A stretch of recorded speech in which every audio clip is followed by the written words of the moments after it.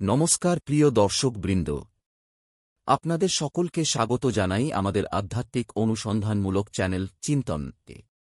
আজকের আলোচনার বিষয় একটি প্রাচীন কিন্তু চিরন্তন প্রশ্ন। আমি কে? আমার প্রকৃত পরিচয় কি? এই শরীরের বাইরেও কি আমি কিছু? এই প্রশ্নগুলোর উত্তর আমরা খুঁজব গীতা, দর্শন, বিজ্ঞান এবং বাস্তব অভিজ্ঞতার আলোকে। আত্মা ও দেহ, বিভেদ ও বাস্তবতা। আমরা সাধারণত নিজেদের শরীর মনে করি। এই দেহ, এই মন, এই অনুভূতি, এগুলোর সমষ্টিকে আমি ভাবি। কিন্তু গভীর পর্যবেক্ষণে দেখা যায়, এই শরীর বার্ধক্যে পৌঁছায়, রুগ্ন হয় এবং একদিন ক্ষয়ে যায়। কিন্তু যে চেতনা এই দেহকে সর রাখছে, যে অনুভূতি, জ্ঞান ও স্মৃতিকে বহন করছে, সেই চৈতন্য পরিবর্তনশীল নয়। শ্রীমদ্ভগবদ্গীতা আমাদের বলে, দেহিনস্মিন্নথা দেহে কৌমার যৌবনং জরা তথা দেহান্তর প্রাপ্তির ধীরস্তত্রণ মোহতি। অর্থাৎ শরীর পরিবর্তনশীল, কিন্তু দেহধারী চৈতন্য অপরিবর্তনীয়। এই দেহধারী চেতনাসত্তাই হল আত্মা। অপরাশক্তির আবরণে চৈতন্যের আবদ্ধতা।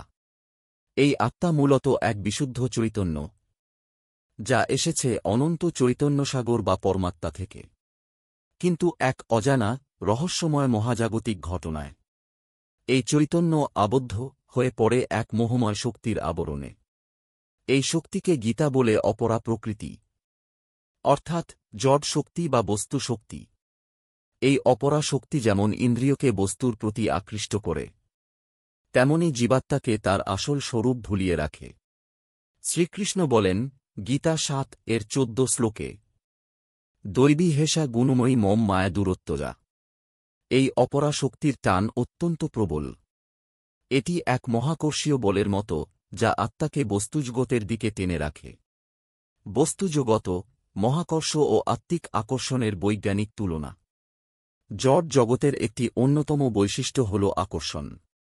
নিউটনের সূত্র অনুযায়ী, প্রত্যেক বস্তু অপর বস্তুকে নিজের দিকে আকর্ষণ করে, একটি নির্দিষ্ট নিয়মে, নির্দিষ্ট গাণিতিক অনুপাতে।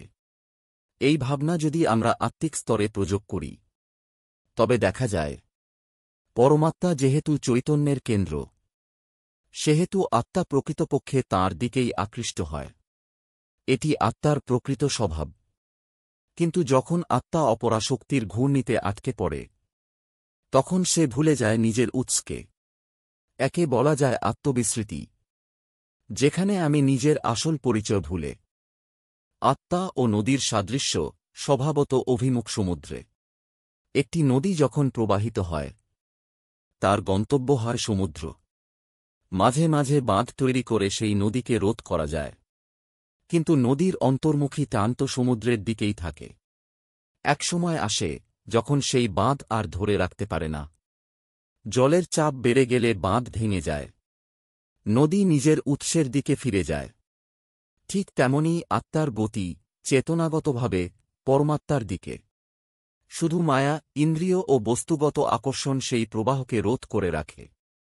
ধ্যান, জ্ঞান ও তপস্যা চেতনাকে মুক্ত করার উপায়।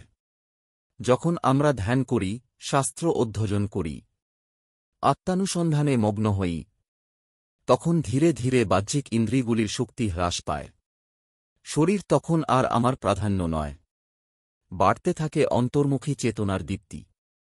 এই অবস্থা তৈরি করে আত্মোপলব্ধির উপযুক্ত ক্ষেত্র। তখন জীবাত্মা বুঝতে পারে, সে এই দেহ নয়, এই নাম নয়, এই জন্ম নয়। সে এক চিরন্তন অংশ, পরমাত্মারই অণু।